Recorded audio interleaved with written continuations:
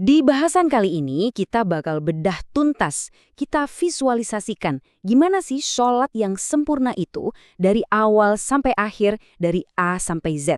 Dan yang paling penting, semuanya berdasarkan tuntunan yang paling sahih. Tujuannya cuma satu, biar pilar agama kita ini, ibadah utama kita, benar-benar berdiri kokoh. Coba kita berhenti sejenak dan tanya ke diri sendiri. Yakin sholat kita selama ini udah bener? Ini bukan buat ngejudge ya, tapi murni buat kita sama-sama introspeksi. Sholat itu kan tiang agama, jadi ya wajar banget dong kalau kita mau mastiin tiang kita ini sekuat mungkin, ya kan? Nah, ini dia nih patokannya, standar emasnya. Standar kita dalam sholat itu bukan dari kayaknya begini atau kata orang dulu, tapi langsung dari apa yang dicontohkan oleh Nabi SAW. Hadis ini bakal jadi kompas utama kita di sepanjang pembahasan ini. Oke, siap? Yuk kita mulai dari gerbang pembuka sholat.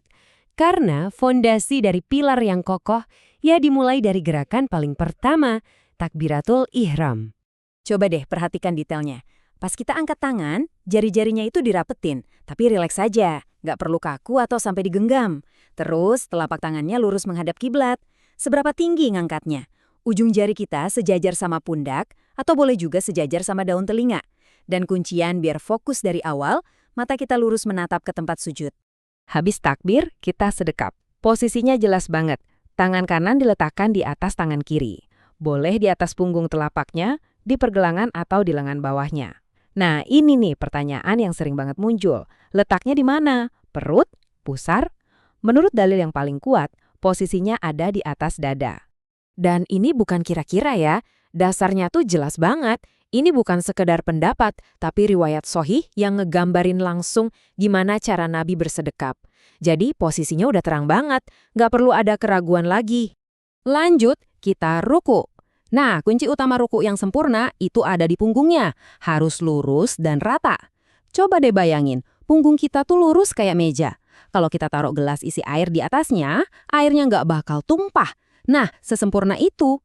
Tangan kita posisinya mencengkram lutut ya, bukan cuma nempel doang. Jari-jarinya direnggangkan dan sikunya dijauhkan dari badan. Dan lagi-lagi, ini bukan karangan. Kita lihat langsung sumbernya. Hadis riwayat Bukhari ini menegaskan lagi soal punggung yang lurus rata itu.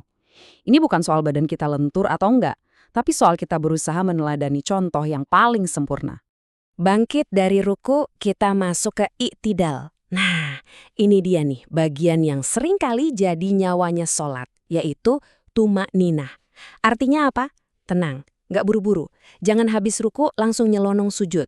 Berdiri dulu yang tegak, yang lurus, sampai kita ngerasa semua tulang dan sendi kita balik lagi ke posisinya semula. Nikmatin jeda ini. Oke, setengah perjalanan udah. Sekarang kita lanjut ke bagian kedua dari gerakan-gerakan inti sholat. Kita sempurnakan sampai salam dengan presisi yang sama persis. Sekarang sujud, posisi di mana kita merasa paling dekat dengan Allah. Ada 7 anggota badan yang hukumnya wajib nempel ke lantai. Yuk kita hitung bareng-bareng. Pertama, dahi dan hidung. Ini dihitung satu kesatuan. Kedua dan ketiga, 2 telapak tangan kita. Keempat dan kelima, 2 lutut kita. Dan terakhir, keenam dan ketujuh, 2 ujung kaki. Pastikan ketujuh-tujuhnya nempel sempurna ya. Wah, ini perumpamaannya kuat banget ya supaya kita gampang ingat. Maksudnya adalah lengan bawah kita dari sikut sampai pergelangan tangan itu nggak boleh nempel di lantai.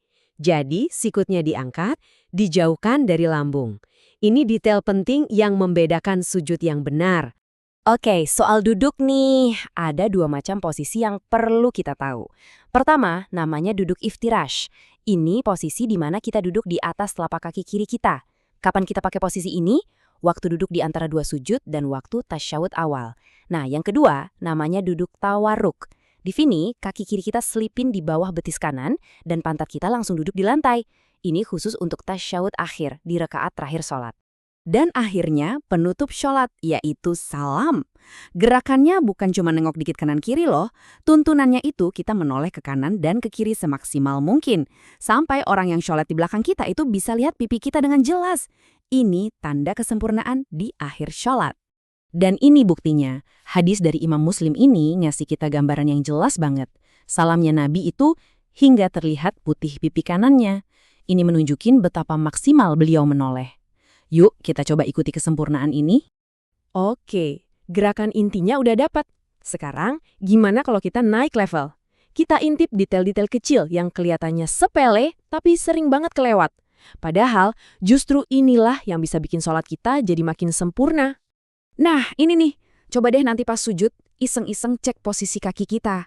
Banyak dari kita mungkin kebiarin kakinya renggang, atau jari-jarinya lemes aja. Padahal yang sesuai sunnah, itu kedua tumit dirapatkan dan jari-jari kakinya ditegakkan, dihadapkan lurus ke arah kiblat. Detail kecil, tapi besar nilainya. Posisi jari pas tasyahud juga ada tuntunannya yang spesifik. Gampang kok caranya. Pertama, genggam dulu jari kelingking sama jari manis. Kedua, bikin lingkaran pakai jari tengah sama ibu jari. Ketiga, jari telunjuknya diangkat lurus menunjuk ke arah kiblat. Bahkan ada riwayat yang menyebutkan kalau jari telunjuknya itu disunahkan untuk digerakkan sedikit. Terus, mata kita lihat kemana selama sholat. Ini kuncian banget buat jaga khusyuk loh.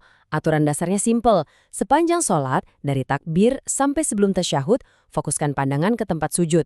Ini bantu pikiran kita biar nggak kemana-mana. Nah, ada satu pengecualian. Pas lagi tasyahud, pandangan kita beralih, fokus ke ujung jari telunjuk kita.